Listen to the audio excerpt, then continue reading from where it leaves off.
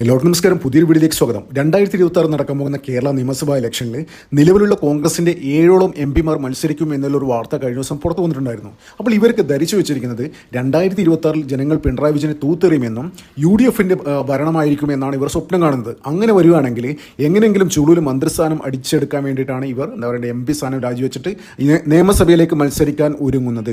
അപ്പോൾ ഈ ലിസ്റ്റിൽ ഇപ്പോൾ പുതുതായിട്ടൊരു പേര് കൂടി കടന്നു വന്നിട്ടുണ്ട്, ഷാഫി പറമ്പിൽ. അപ്പോൾ ഷാഫി പറമ്പിൽ ഏത് കോണ്ടെക്സ്റ്റിലാണ് MP ആയത്? അത് പാലക്കാട് MLA ആയിരുന്ന ഒരാളാണ്.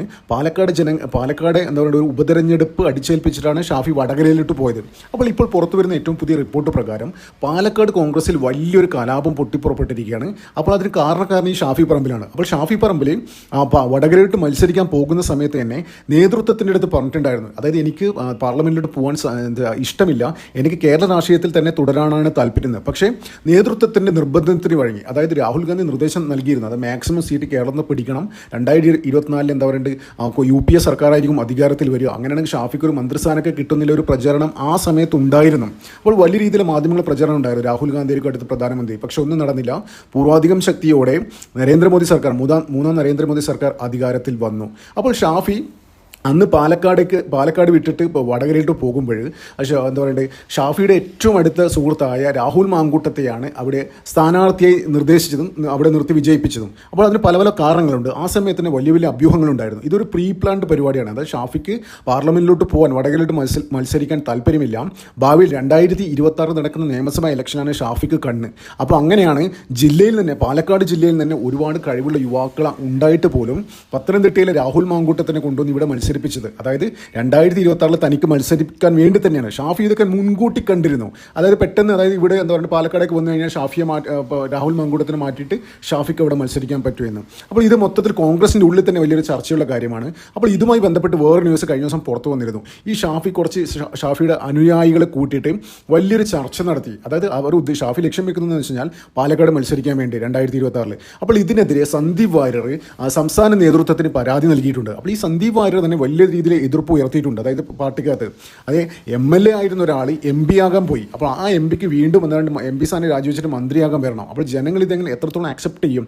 അത് വലിയ രീതിയിലുള്ള പാർട്ടിക്ക് ഡാമേജ് ഉണ്ടാക്കുന്ന തരത്തിലുള്ള ഒരു പരാതിയാണ് സന്ദീപ് വാര്യർ സംസ്ഥാന നേതൃത്വത്തിന് നൽകിയിരിക്കുന്നത്. അപ്പോൾ ഈ സന്ദീപ് വാര്യറും ഷാഫി പറമ്പിൽ നേരത്തെ തന്നെ വലിയ രീതിയിലുള്ള പ്രശ്നങ്ങളുണ്ടായിരുന്നു. അപ്പോൾ ഈ സന്ദീപ് വാര്യർ ഈ BJP വിട്ടിട്ട് കോൺഗ്രസിലേക്ക് വരാൻ തന്നെ പ്രധാനപ്പെട്ട കാരണം ഈ ഷാഫി പറമ്പിൽ VD സതീശനായിരുന്നു. ആ സമയത്ത് അവർക്ക് എങ്ങനെയെങ്കിലും പാലക്കാട് ജയിക്കണം, അതൊരു അഭിമാന പോരാട്ടമായിരുന്നു. അപ്പോൾ സന്ദീപ് വാര്യർ വലിയ രീതിയിൽ മോഹന വാഗ്ദാനങ്ങൾ കൊടുത്താണ് ഇങ്ങോട്ട് കൊണ്ടുവന്നത്. അത് 2026 നടക്കാൻ പോകുന്ന ഇലക്ഷനിൽ പാലക്കാട്ടോ ഒരു ഷുവർ സീറ്റിലോ നിർത്തി മത്സരിപ്പിച്ച് ജയിപ്പിക്കാം എന്നുള്ളൊരു വാഗ്ദാനങ്ങളൊക്കെ നൽകിയിരുന്നു. പക്ഷേ ഇപ്പോൾ എന്താ പറയുക, പാലക്കാട് ബൈ ഇലക്ഷൻ കഴിഞ്ഞപ്പോൾ സന്ദീപ് വാര്യർ ശരിക്കും കറിവേപ്പിലായി. ഇപ്പോൾ KPCC വക്താവ് എന്നൊരു ആലങ്കാരികമായ ഒരു സ്ഥാനം മാത്രമാണ് ഈ സന്ദീപ് വാര്യർക്ക് ഉള്ളത്. അപ്പോൾ സന്ദീപ് വാര്യരുടെ അടുത്ത് അത് കഴിഞ്ഞപ്പോൾ പറഞ്ഞിട്ടുണ്ടായിരുന്നു, കുറേ ആൾക്കാർ പവർഫുള്ളായ ലീഡേഴ്സിനെ കോൺഗ്രസിലോട്ട് കൊണ്ടുവന്നാൽ മാത്രമേ എന്താ പറയേണ്ടത് പുതിയ സ്ഥാനമാനങ്ങൾക്ക്, ഉയർന്ന സ്ഥാനമാനങ്ങൾക്ക് ലഭിക്കുമെന്ന്. അപ്പോൾ ഇപ്പോൾ സന്ദീപ് വാര്യരുടെ അവസ്ഥ എന്ന് വെച്ച് കഴിഞ്ഞാൽ എങ്ങനെയെങ്കിലും ഈ 2026 സീറ്റ് കിട്ടുമെന്ന് ഒരു സംശയമാണ്. ഇപ്പോൾ തൃശ്ശൂരും പാലക്കാടൊക്കെ സന്ദീപ് വാര്യരുടെ പേര് പറഞ്ഞു കേൾക്കുന്നുണ്ട്. പക്ഷേ അവസാന ലിസ്റ്റ് വരുമ്പോൾ ഈ വാര്യരൊക്കെ തള്ളിപ്പോകാനാണ് സാധ്യത. അപ്പോൾ ഷാഫി പറമ്പിലൊക്കെ നല്ല രീതിയിൽ പാരപണിയും.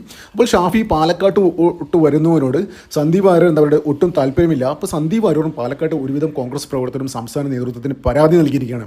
അപ്പോൾ ആ പരാതിയിൽ എന്താ പറയുന്നറിയോ, ഈ ഷാഫി ഇവിടെ വന്നിട്ട് ഒരു കൂട്ടം ആൾക്കാരായിട്ട് വലിയ രീതിയിൽ ചർച്ച നടത്തിക്കൊണ്ടിരിക്കുകയാണ്. അതായത് വടകര MP ആയ ഷാഫി പറമ്പിൽ കൂടുതൽ സമയം സ്പെൻഡ് ചെയ്യുന്നത് ഈ പാലക്കാട് തന്നെയാണ്. അപ്പോൾ നമുക്ക് ഈ പാലക്കാട് ബൈ ഇലക്ഷൻ, അത് രാഹുൽ മാങ്കൂട്ടം മത്സരിക്കുമ്പോൾ തന്നെ വലിയ രീതിയിലെ പ്രതിഷേധങ്ങളും ഉണ്ടായിരുന്നു. അതായത് നിരോധിത ഭീകര സംഘടനയുടെ വോട്ട് നേടിയിട്ടാണ് രാഹുൽ മാങ്കൂട്ടം ജയിച്ചത് എന്നൊക്കെ വലിയ രീതിയിലുള്ള സംസാരമുണ്ടായിരുന്നു. അപ്പോൾ ഇപ്പോഴും ഇതേ നിരോധിത ഭീകര സംഘടനകളിൽ പ്രവർത്തിച്ച ആൾക്കാരും അവിടുത്തെ ഒരുവിധം മുസ്ലിം നേതാക്കന്മാരും ഈ മുസ്ലിം സംഘടനകളൊക്കെ ഷാഫി പറമ്പിൽ വീണ്ടും എന്താ പറയുക ഇവിടെ ഒന്ന് മത്സരിച്ച് മന്ത്രിയാകണമെന്നാണ് അവരാഗ്രഹിക്കുന്നത്. അവർക്കും വ്യക്തിപരമായി അവർക്കൊന്ന് ഒരു പൊളിറ്റിക്കൽ ഇസ്ലാം എന്നുള്ള രീതിയിലുള്ള കാര്യങ്ങളൊക്കെ അവർക്കും അവതരിപ്പിക്കാൻ മാത്രമല്ല അതൊക്കെ അവിടെ പാലക്കാട് ജില്ലയിൽ നടപ്പിലാക്കാം ഈ ഷാഫിയെ കൊണ്ടുവന്നു കഴിഞ്ഞാൽ. അപ്പോൾ ഈ നിരോധിത ഭീകര സംഘടന ആൾക്കാരുമായിട്ടും അവിടുത്തെ ചില മുസ്ലിം സംഘടനയായിട്ടാണ് ഇപ്പോൾ ഷാഫി പറമ്പിൽ ഒരു യോഗം വിളിച്ചിരിക്കുന്നത്. അപ്പോൾ ഇത് തന്നെയാണ് അവിടുത്തെ ഒരു വിഭാഗം കോൺഗ്രസ് പ്രവർത്തകരെയും സന്ദീപ് വാര്യർ അടക്കമുള്ള നേതാക്കന്മാരെ പ്രകോപിപ്പിച്ചത്. അപ്പോൾ സന്ദീപ് വാര്യർക്ക് പാലക്കാടൊക്കെ ഒരു സീറ്റ് കിട്ടുമെന്നൊരു ധാരണയിൽ നിൽക്കുകയാണ്, ആഗ്രഹം വെച്ച് നിൽക്കുകയാണ്. അപ്പോൾ എന്ത് തന്നെ ഇത് പാർട്ടിക്കകത്ത് വലിയ രീതിയിൽ പ്രക്ഷോഭങ്ങളും പ്രതിഷേധങ്ങളും ഉണ്ടാകാൻ സാധ്യതയുണ്ട്. അതായത് നേരത്തെ ഞാൻ പറഞ്ഞ മാതിരി ഏകദേശം ആദ്യം വന്ന ലിസ്റ്റിൽ ഏകദേശം ഏഴോ എട്ടോ എം പിമാരെയും നിലവിലുള്ള കോൺഗ്രസിൻ്റെ എം പിമാർ തന്നെ നിയമസഭയിലേക്ക് മത്സരിക്കാൻ തയ്യാറെടുക്കുന്ന ഒരു വാർത്ത പുറത്തു വന്നിരുന്നു. അവരൊക്കെ എന്ന് വെച്ച് കഴിഞ്ഞാൽ MLA സ്ഥാനം രാജിവെച്ചിട്ട് എം പിമാരായതല്ല. അവർ ആ സമയത്ത് എം പിമാരായിട്ട് മത്സരിക്കുമ്പോൾ അവർക്ക് ഒരു സ്ഥാനമാനങ്ങൾ ഇല്ലാത്ത ആൾക്കാരായിരുന്നു. പക്ഷേ ഷാഫിയുടെ കേസ് അതല്ല. ഷാഫി MLA സ്ഥാനം രാജിവെച്ചിട്ടാണ് MP ആയത്. അപ്പോൾ വീണ്ടും ഇങ്ങോട്ട് വരുമ്പോൾ ജനങ്ങളത് അങ്ങനെ അക്സെപ്റ്റ് ചെയ്യാതെ വലിയ രീതിയിൽ പാർട്ടിക്ക് ഡാമേജ് ഉണ്ടാകും. പ്രത്യേകിച്ച് പിണറായി വിജയനും CPM ഒക്കെ ഇത് വലിയ രീതിയിൽ കേരളം മൊത്തം ചർച്ചയാകും. അതായത് അധികാര കൊതിമൂത്തിട്ടായിട്ട് കോൺഗ്രസ് ഇത്തരത്തിലെ പ്രവർത്തികളൊക്കെ ചെയ്യുന്നത്, അല്ല ജനങ്ങളോട് ബാധ്യത ഉണ്ടായിട്ടല്ല, ജനങ്ങളോട് എന്തെങ്കിലും കമ്മിറ്റ്മെൻറ്റ് ഉണ്ടെങ്കിൽ അതായത് MP സ്ഥാനം രാജിവെക്കില്ല, അത്തരത്തിൽ വലിയ രീതിയിൽ പ്രചാരണങ്ങൾ അഴിച്ചുവിടാൻ സാധ്യതയുണ്ട്. അപ്പോൾ സന്ദീപ് വാര്യർ കൊടുത്ത പരാതിയിൽ പറയുന്നത് എന്താണെന്ന് വെച്ച് കഴിഞ്ഞാൽ ഇൻ കേസ് ഷാഫി പാലക്കാടേക്ക് വീണ്ടും മത്സരിക്കാൻ വന്നു കഴിഞ്ഞാൽ അത് മൊത്തം 140 മണ്ഡലങ്ങളും കോൺഗ്രസിൻ്റെ സ്ഥാനാർത്ഥിക്ക് ഡാമേജ് ഉണ്ടാക്കും. അതായത് കേരളത്തിൽ കോൺഗ്രസിൻ്റെ ഭരണം കിട്ടുമെന്ന് വരിക്കുന്ന കോൺഗ്രസിന് തന്നെ വലിയ അടിയായിരിക്കും.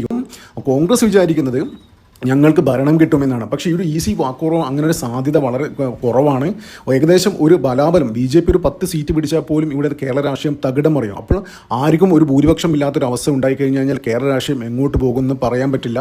അത് ദേശീയ തലത്തിൽ തന്നെ കോൺഗ്രസും CPM ഒക്കെ ഇപ്പോൾ ഒറ്റക്കെട്ടായിട്ടാണ് പോകുന്നത്. നമുക്കറിയാം ഈ ജോൺ ബ്രിട്ടാസും രാഹുൽ ഗാന്ധിയൊക്കെ ഇപ്പോൾ ഒരു മെയ്യായിട്ടാണ് ഇപ്പം പ്രവർത്തിച്ചുകൊണ്ടിരിക്കുന്നത്. അപ്പോൾ അങ്ങനെ ഒരു സാഹചര്യത്തിൽ, ഒരു പ്രത്യേക സാഹചര്യത്തിൽ കേരളത്തിൽ BJP ഒരു 10 സീറ്റ് പിടിക്കുകയും ആർക്കും ഭൂരിപക്ഷം ഇല്ലാത്തൊരു അവസ്ഥ വരികയും ചെയ്ത് കഴിഞ്ഞാൽ കേരള രാഷ്ട്രീയം തകിടം മറിയും. അപ്പോൾ എന്താ പറയേണ്ടത്, പാർട്ടി മാക്സിമം സീറ്റ് പിടിച്ച് ഭരണം ഉറപ്പാക്കുക എന്നൊരു ഇതാണ് പാർട്ടി പ്രവർത്തിക്കേണ്ടത്. പക്ഷേ അതിനിടയിൽ ഇത്തരത്തിലുള്ള പ്രശ്നങ്ങൾ വന്നു കഴിഞ്ഞാൽ പാർട്ടിക്ക് ഡാമേജും ഉണ്ടാകും എന്നാണ് സന്ദീപ് വാര്യർ പറയുന്നത്. അപ്പോൾ സന്ദീപ് വാര്യർ ശരിക്കും ഷാഫി പറമ്പിലിന് ഒരു ഉന്നം വെച്ചിട്ട് എന്താ പറയേണ്ടത്, നേരത്തെ തന്നെ സന്ദീപ് വാര്യരെ ഫയർ ചെയ്തിരുന്നു. ഈ BJPയിൽ പ്രശ്നങ്ങൾ, ആഭ്യന്തര ചില പ്രശ്നങ്ങൾ ഉണ്ടാകുമ്പോൾ ചാനൽ ചർച്ചകളിലൊക്കെ ഈ സന്ദീപ് വാര്യർ BJPയുടെ ആഭ്യന്തര കാര്യങ്ങൾ പറയാൻ വേണ്ടി ചാനലുകളൊക്കെ പോയിരുന്നു. അപ്പോൾ ആ സമയത്ത് ഷാഫി പറമ്പിലൊക്കെ പിടിച്ച് വാൺ ചെയ്തിരുന്നു ഈ വാര്യറെ.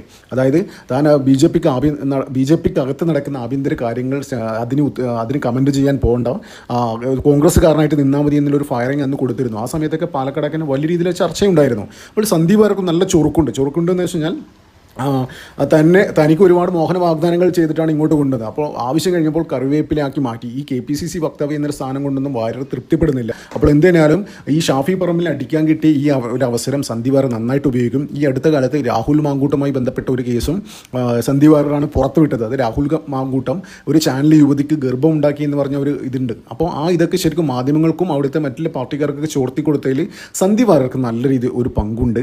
അപ്പോൾ എന്തിനായാലും ഈ സന്ദീപ് വാര്യറും ഒരു വിഭാഗം കോൺഗ്രസ് പ്രവർത്തകരും ഇപ്പോൾ പാലക്കാട് നടത്തിക്കൊണ്ടിരിക്കുന്ന ഈ പ്രശ്നം, അതായത് ഷാഫി പറമ്പിൽ വടകര ഉപേക്ഷിച്ച് MP സ്ഥാനം ഉപേക്ഷിച്ച് പാലക്കാടോട്ട് മത്സരിക്കാൻ വരുന്നത്, അപ്പോൾ അത് ഒരു തരത്തിലും പാർട്ടിക്ക് ഗുണം ചെയ്യില്ല. വലിയ രീതിയിലില്ല, 140 മണ്ഡലങ്ങളും വലിയ രീതിയിൽ ഡാമേജ് ഉണ്ടാക്കും എന്നാണ് ഈ വിഭാഗം ആൾക്കാർ പറയുന്നത്.